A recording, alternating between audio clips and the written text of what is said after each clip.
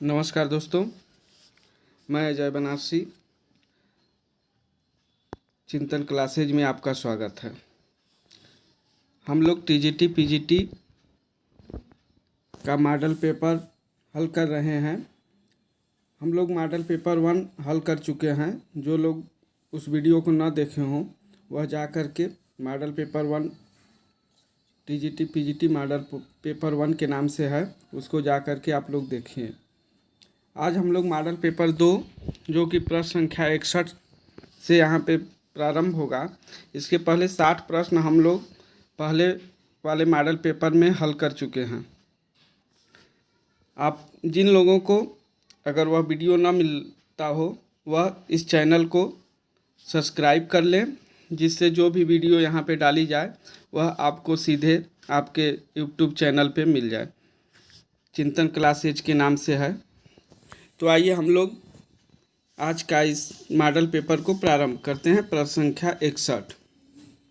इसमें सिर्फ हम उत्तर बताएंगे, प्रश्न पढ़ेंगे और उसके उत्तर को बताएंगे। प्रश्न संख्या 61 प्रारंभ करते हैं।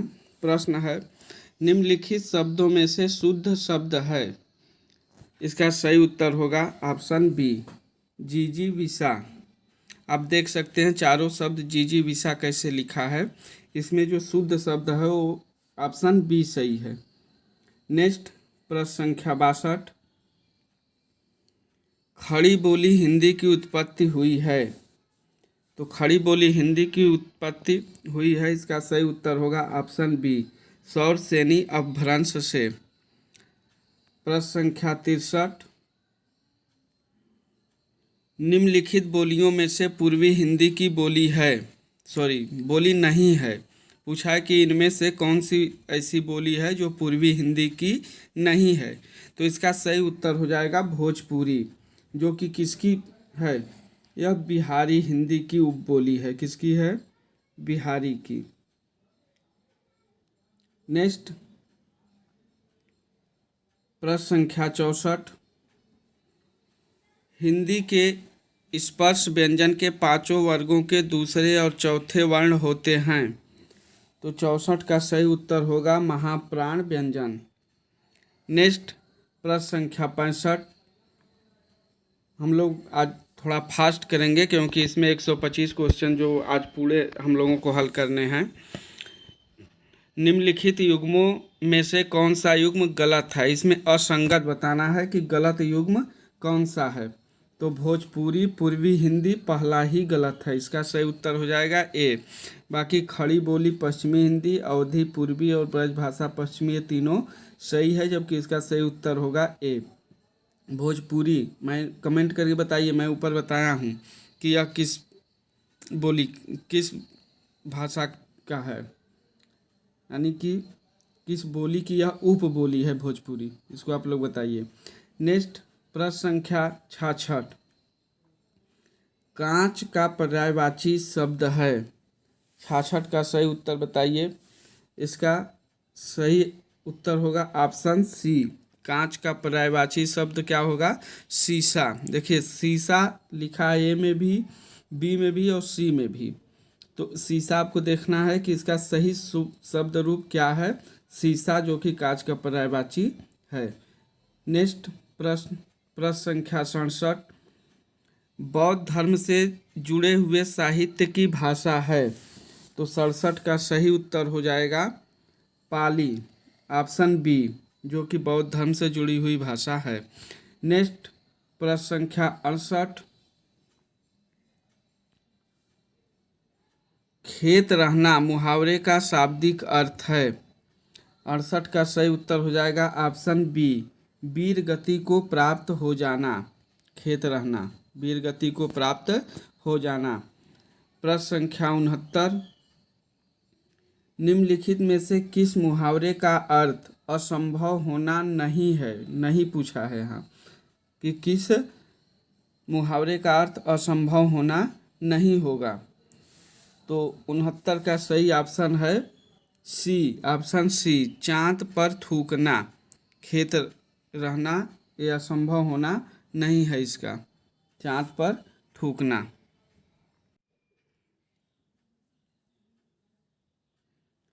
इसका सही उत्तर क्या होगा? चांद पर थूकना। चांद पर थूकना का सही अर्थ क्या होगा? कि किसी अच्छे आदमी पर कलंक लगाना। चांद पर थूकने का सही अर्थ होगा। नेक्स्ट प्रश्न संख्या 70। उद्गम की दृष्टि से अमीर है। अमीर शब्द पूछा है कि उद्गम की दृष्टि से अमीर किस प्रकार का शब्द है? तो यह इसका ऑप्शन नंबर ए सही होगा। यह विदेशा शब्द है। नेक्स्ट प्रश्न संख्या 71।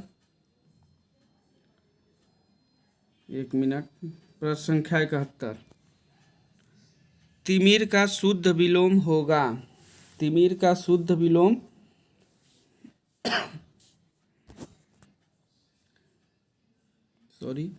तिमिर का शुद्ध विलोम होगा। इसका सही ऑप्शन होगा बी, आलोक। नेक्स्ट प्रश्न संख्या 72।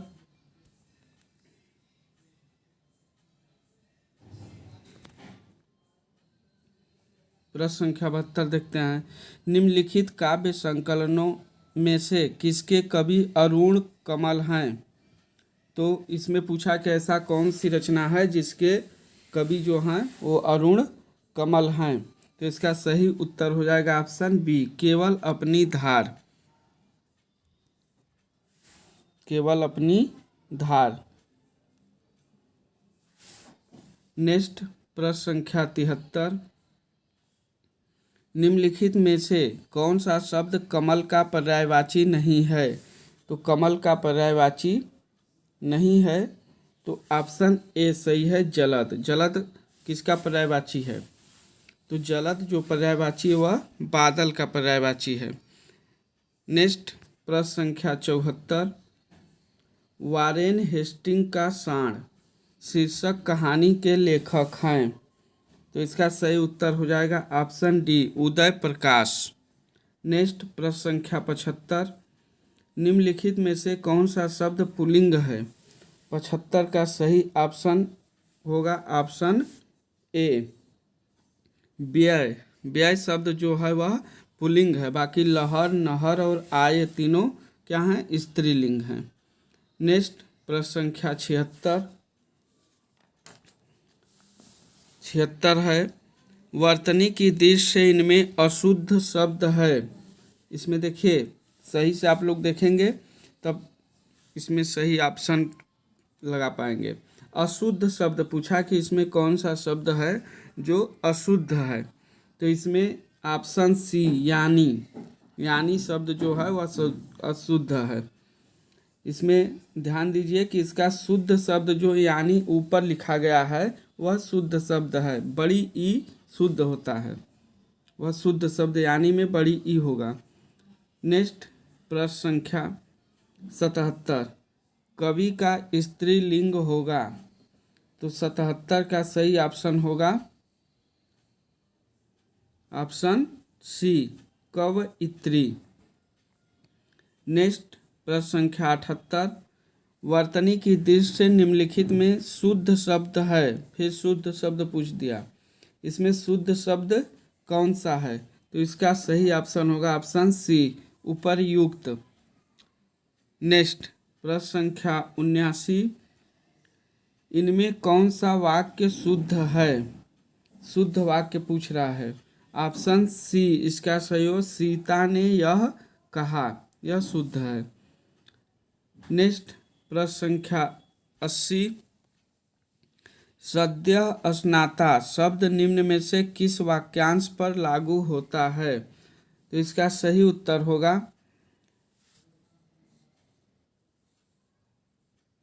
ए, ऑप्शन ए, जिसने अभी अभी स्नान किया हो, सद्य स्नाता। ऑप्शन प्रश्न संख्या 81। प्रश्न संख्या 81 है। इनमें से किस ग्रंथ के लेखक रामविलास शर्मा हैं? प्रश्न संख्या 81 का सही उत्तर होगा ऑप्शन सी, भारत में अंग्रेजी राज और मार्क्सवाद। दोस्तों अगर आप लोगों को कुछ अगर डिस्टर्ब हो रहा हो तो इसके लिए हम क्षमा चाहते हैं, क्योंकि बगल में कुछ कार्यक्रम है और कुछ लोग डीजे वगैरह बजा रहे हैं, तो थोड़ा सा आप लोग इस चीज़ को इग्नोर करिएगा। बाकी मैं कोशिश पूरा कर रहा हूँ कि नहीं जो अपनी आवाज़ हो फ्रेश आए। नेक्स्ट प्रश्न संख्या 82, दूसरी परंपरा की खोज के लेखक हैं। इसका सही उत्तर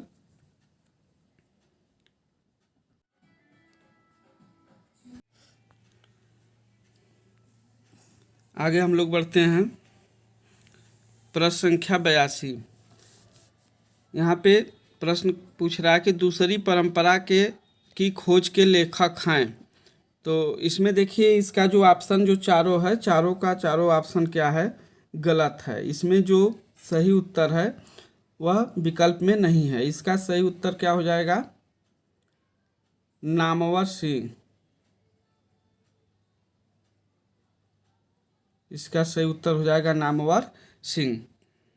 नेक्स्ट प्रश्न संख्या हम लोग चलते हैं 83 की तरफ।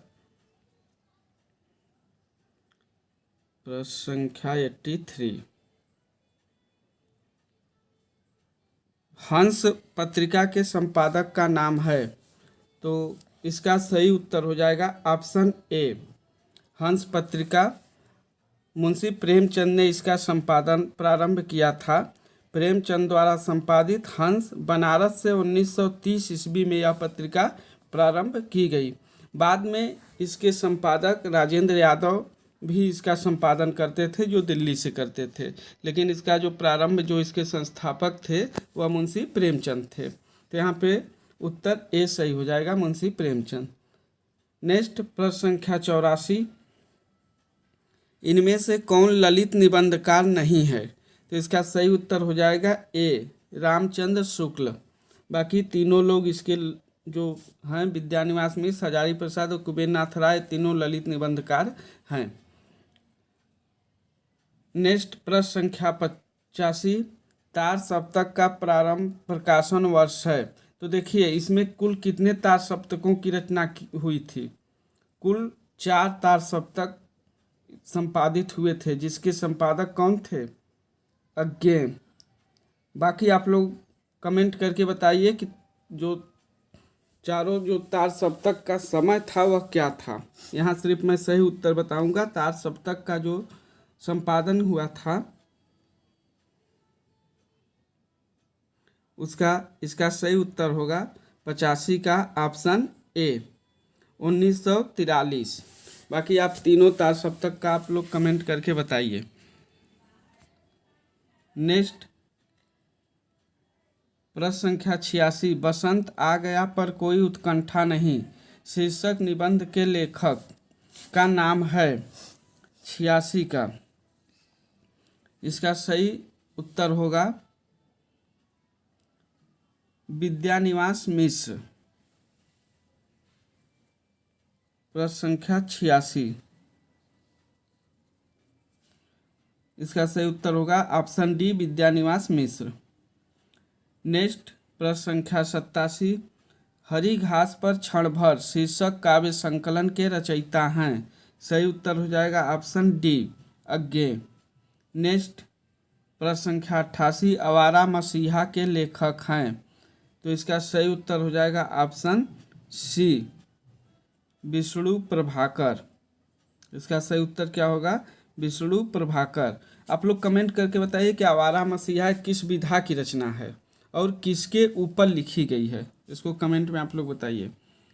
नेक्स्ट प्रश्न संख्या 89, वामन दास इनमें से किस उपन्यास का पात्र है। बहुत महत्वपूर्ण प्रश्न है, इसको ध्यान दीजिए आप लोग। 89 का सही उत्तर हो जाएगा ऑप्शन बी, मैला आंचल। मैला आंचल किसका उपन्यास है, तो फणीश्वरनाथ रेणु का यह उपन्यास है।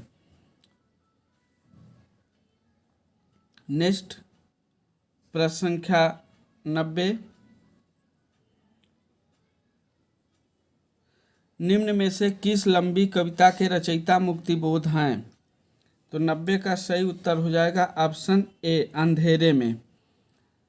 प्रश्न संख्या 91, तीसरी कसम फिल्म किस लेखक की कहानी पर बनाई गई थी। तो 91 का सही उत्तर हो जाएगा ए, फणीश्वरनाथ रेणु तीसरी कसम। जो फणीश्वरनाथ रेणु की कहानी थी उसी के ऊपर तीसरी कसम नामक फिल्म बनाई गई थी। नेक्स्ट प्रश्न संख्या 92, जयशंकर प्रसाद के अधूरे उपन्यास का नाम है।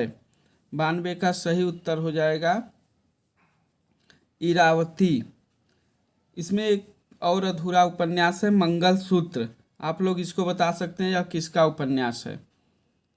नेक्स्ट प्रश्न संख्या 93, भारत मित्र पत्र प्रकाशित होता था। 93 का सही उत्तर हो जाएगा कि भारत मित्र जो प्रकाशित होता था यह सी, कलकत्ता से। भारत मित्र प्रकाशित होता था कहाँ से? कलकत्ता से।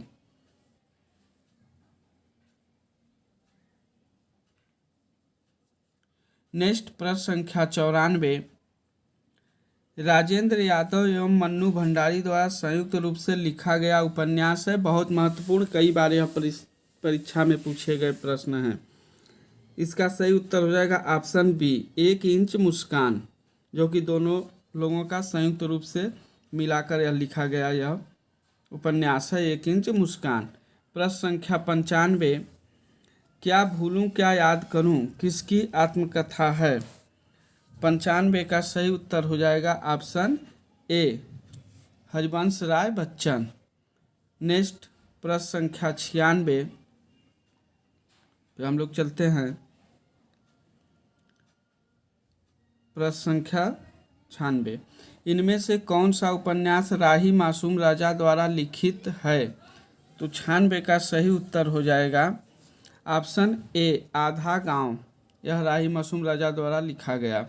नेक्स्ट प्रश्न संख्या 97, रामधारी सिंह दिनकर को किस कृति पर ज्ञानपीठ पुरस्कार प्राप्त हुआ था। 97 का सही उत्तर हो जाएगा ऑप्शन सी, उर्वशी।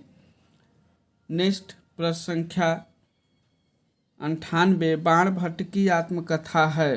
तो यह क्या है? एक उपन्यास है। यह किसका उपन्यास है? हजारी प्रसाद द्विवेदी का यह एक महत्वपूर्ण उपन्यास है। नेक्स्ट प्रश्न संख्या 99, अरविंद दर्शन से प्रभावित हिंदी के कवि हैं। तो अरविंद दर्शन से प्रभावित हिंदी के जो प्रसिद्ध कवि हैं वह ए ऑप्शन है, सुमित्रानंदन पंत है। छायावाद के सर्वश्रेष्ठ कवियों में गिने जाते हैं। छायावाद में कुल 4 कवि हैं, प्रसाद, पंत, वर्मा, निराला, जिसमें कि सुमित्रानंदन पंत को अरविंद दर्शन से प्रभावित माना जाता है। नेक्स्ट प्रश्न संख्या 100, चंद्रावली नाटिका के लेखक हैं। 100 का सही उत्तर हो जाएगा डी,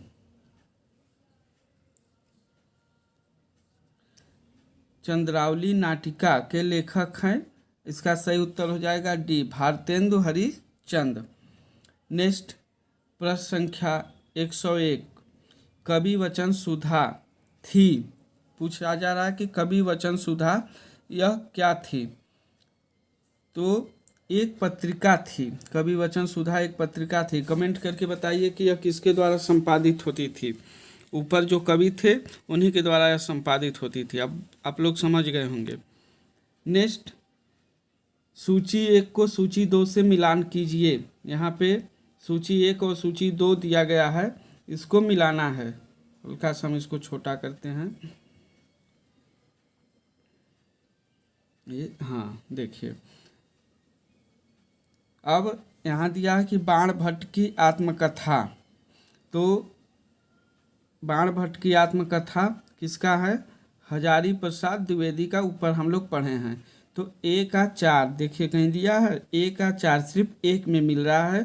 तो इस प्रकार से इसका उत्तर हमें मिल गया, यानी कि पहले का चौथा। फिर दूसरा है शेखर एक जीवनी। तो 2 का ए अज्ञेय की है। तीसरा आधे अधूरे, यह मोहन राकेश का है। और डी है संस्कृत के 4 अध्याय रामधारी सिंह दिनकर का सी। इस प्रकार इसका सही उत्तर हो जाएगा सी। नेक्स्ट प्रश्न संख्या 103। महावीर प्रसाद द्विवेदी ने सरस्वती पत्रिका का संपादन शुरू किया था। 103 का सही उत्तर हो जाएगा ऑप्शन ए 1903 ईस्वी में। इसके पहले संपादक कौन थे, कमेंट करके बताइए आप लोग। प्रश्न संख्या 104। एक भारतीय आत्मा इनमें से किस कवि का उपनाम है? एक भारतीय आत्मा, तो इसका सही ऑप्शन हो जाएगा डी माखनलाल चतुर्वेदी। नेक्स्ट प्रश्न संख्या 105। प्रेमचंद की अंतिम कहानी थी। 105 का ऑप्शन ए सही हो जाएगा कफन, जो कि कब निकली थी? 1936 में। प्रेमचंद की कफन का प्रकाशन वर्ष क्या है? 1936। जिसमें घीसू, माधव, बुधिया इसके जो महत्वपूर्ण पात्र हैं। नेक्स्ट प्रश्न संख्या 106। प्रश्न संख्या 106 हम लोग देखते हैं।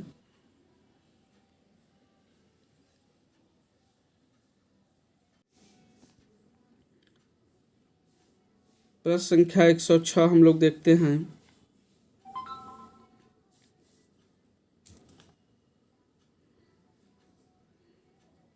एक मिनट।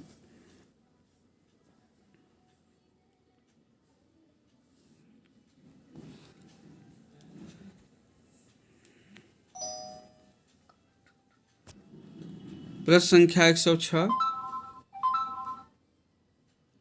आधुनिक काल की किस काव्य धारा में रहस्यवाद की भावना पाई जाती है? तो रहस्यवाद की जो भावना पाई जाती है वह आधुनिक काल का कौन सा काल है? तो इसका सही उत्तर हो जाएगा ऑप्शन ए छायावाद।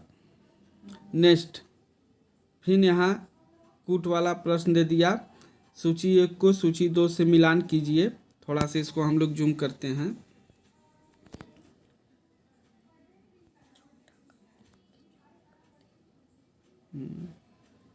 थोड़ा सा हम लोग इसको छोटा करते हैं, फिर हल्का से जूम करते हैं।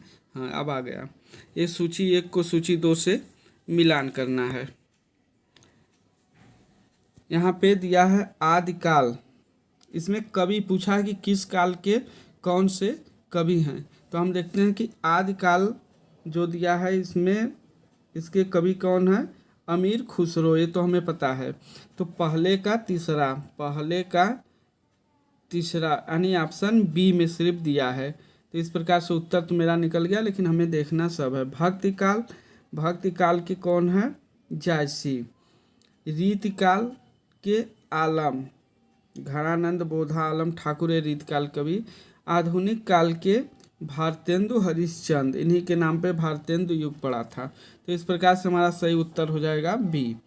नेक्स्ट प्रश्न संख्या 108। ज्ञानपीठ पुरस्कार से सम्मानित नहीं किए गए कवि हैं। इसमें पूछा कि सम्मानित जो नहीं किए गए हैं उनके विषय में पूछ रहा है। तो इसमें कौन सा ऐसा कवि है जो ज्ञानपीठ प्राप्त नहीं है? तो इसमें ऑप्शन ए हो जाएगा जयशंकर प्रसाद। एक ऐसे कवि हैं जिनको कि ज्ञानपीठ पुरस्कार नहीं मिला था। प्रश्न संख्या 109। रामचरितमानस नामक महाकाव्य की रचना शैली है। तो रामचरितमानस की जो महाकाव्यात्मक जो रचना शैली है वह किस प्रकार की है? तो इसका सही उत्तर हो जाएगा ऑप्शन ए दोहा चौपाई शैली है। रामचरितमानस अवधी भाषा में लिखा गया तुलसीदास कृत रामचरितमानस एक महाकाव्य है जो दोहा और चौपाई में लिखा गया है। प्रश्न संख्या 110। अवधी एवं ब्रज भाषा दोनों में रचना करने वाले कवि हैं। इसमें पूछा कि ऐसे कौन सा कवि है जो अवधी और ब्रज दोनों भाषाओं में कविता किए हैं। तो इसका सही ऑप्शन हो जाएगा ऑप्शन ए तुलसीदास। नेक्स्ट प्रश्न संख्या 111। बिहारी रीतकाल की किस काव्य धारा के कवि हैं? तो रीतिकाल को 3 भागों में बांटा गया, रीति बद्ध, रीति सिद्ध और रीति मुक्त। जिसमें रीति सिद्ध कवि जो हैं वह बिहारी हैं। ऑप्शन ए इसका सही हो जाएगा। नेक्स्ट प्रश्न संख्या 112, भूषण दो राजाओं के दरबारी कवि थे, इनमें से पहले थे शिवाजी और दूसरे थे, तो दूसरे कौन थे? छत्रसाल थे। ऑप्शन बी सही हो जाएगा 112 का, ऑप्शन बी। 113 प्रश्न, कालक्रम की दृष्टि से इनमें से सबसे पुराने कवि कौन से हैं? तो 113 का सही उत्तर हो जाएगा, कालक्रम की दृष्टि से पूछा है। एक मिनट, थोड़ा से, कालक्रम की दृष्टि से सबसे पुराने कवि, इसका सही उत्तर हो जाएगा ऑप्शन बी। कालक्रम की दृष्टि से सबसे पुराने कवि हैं विद्यापति, जो आदिकाल के कवि हैं। बाकी तो सूर, तुलसी ये भक्ति काल के और बिहारी रीतिकाल के हैं, तो इसमें सही उत्तर हो जाएगा ऑप्शन बी। नेक्स्ट प्रश्न संख्या 114, इनमें से किस कवि की प्रेमिका का नाम सुजान था? तो 114 का सही उत्तर हो जाएगा ऑप्शन डी। इनकी प्रेमिका का नाम क्या था? सुजान था, ऑप्शन डी। प्रश्न संख्या 115, 115, इस्तवार द ला लिटरेचर इंदोई हिंदुस्तानी नामक हिंदी साहित्य के इतिहास ग्रंथ के लेखक हैं। 115 का इसका सही उत्तर हो जाएगा ऑप्शन डी, गारसा द तासी।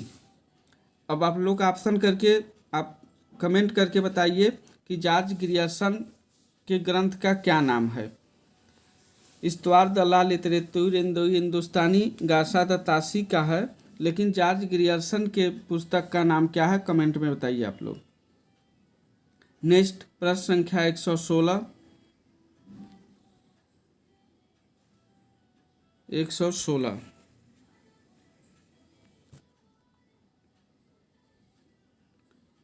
इन मुसलमान हरिजन पर कोटिन हिंदू बारी, इन मुसलमान हरिजन पर कोटिन हिंदू बारी ये लिखने वाले कवि हैं, तो इसका सही उत्तर हो जाएगा ऑप्शन बी, भारतेंदु हरिश्चंद्र।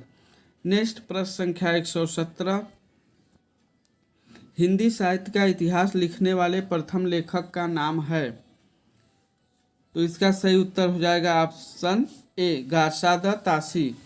ऊपर इनके पुस्तक का नाम था, आप लोग कमेंट करके बताइए कि गारसा द तासी के पुस्तक का क्या नाम है। नेक्स्ट प्रश्न संख्या 18, द्विवेदी युग नामकरण किसके नाम के आधार पर किया गया था? तो इसका सही उत्तर हो जाएगा महावीर प्रसाद द्विवेदी। देखिए इसमें द्विवेदी नाम दो लोगों में दिया है, कुछ लोग कंफ्यूज हो जाते हैं जब ऑप्शन आता है हजारी प्रसाद द्विवेदी, महावीर प्रसाद द्विवेदी, तो लोग कंफ्यूजन में हो जाते हैं कि इसमें हजारी प्रसाद होगा कि द्विवेदी महावीर प्रसाद होगा। तो इसको ध्यान दीजिए कि द्विवेदी युग जो नामकरण पड़ा था वह महावीर प्रसाद द्विवेदी के नाम पे पड़ा था। नेक्स्ट प्रश्न संख्या 119, आचार्य रामचंद्र शुक्ल के अनुसार हिंदी साहित्य के आदिकाल की समय सीमा है। देखिए इसमें शुक्ल के अनुसार आदिकाल की समय सीमा बताया है, पूछ रहा है। इसका सही उत्तर हो जाएगा 119 का ऑप्शन डी, विक्रमी संवत 1050 से विक्रमी संवत 1375 तक, ऑप्शन डी इसका सही हो जाएगा। 119 के बाद हम लोग देखते हैं 120, प्रश्न संख्या 120,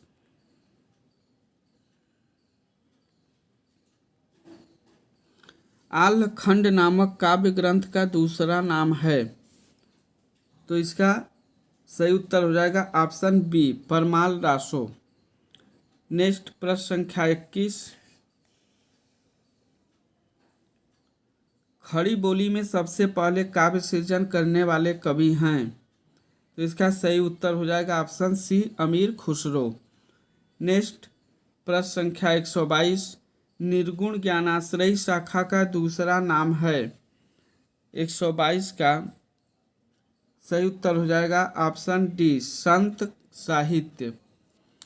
नेक्स्ट प्रश्न संख्या 123, अष्टछाप के संस्थापक थे, तो अष्टछाप के जो संस्थापक थे वह विट्ठलनाथ वल्लभाचार्य के यह पुत्र थे और 1565 ईस्वी में इन्होंने अष्टछाप की स्थापना की, जिसमें 4 कवि जो थे वह वल्लभाचार्य के और 4 इनके यानी अपने खुद के कवियों को लेकर के इन्होंने अष्टछाप की स्थापना 1565 ईस्वी में किया।